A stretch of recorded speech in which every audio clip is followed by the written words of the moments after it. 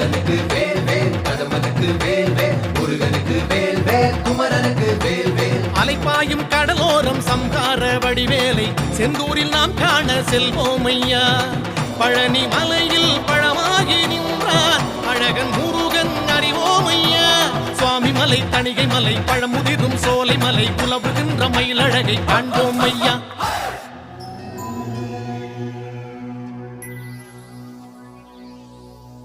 கந்த சஷ்டி எனும் காக்கும் கவசம் அதை கூறும் போது சுகமே